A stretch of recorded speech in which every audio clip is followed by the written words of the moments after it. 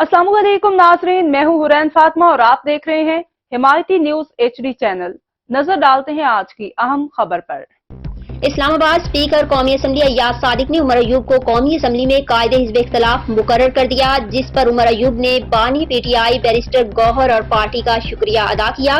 तफसीलात के मुताबिक उमर अयूब कौमी असम्बली में कायदे हिज़्ब इख्तिलाफ मुकर्रर कर दिया गया। स्पीकर कौमी असम्बली ने स्क्रूटनी के बाद कायदे हिज़्ब इख्तिलाफ का नोटिफिकेशन जारी किया। उमर अयूब ने कहा कि बानी PTI बैरिस्टर गौहर और पार्टी का शुक्रगुजार हूँ। अक्सरियत और हुकूमत तहरीक इंसाफ की होनी चाहिए थी। कायदे हिज़्ब इख्तिलाफ का कहना था कि फॉर्म 45 की जगह फॉर्म 47 वालों की हुकूमत बना दी गई। बदकिस्मती से हुकूमत आईन और कानून की पासदारी नहीं कर रही। इस्लामाबाद हाई कोर्ट के जजेस के खत लिखने का मामला इंतहाई हसास है। स्पीकर कौमी असम्बली ने हमारी मौजूदगी में स्क्रूटनी की।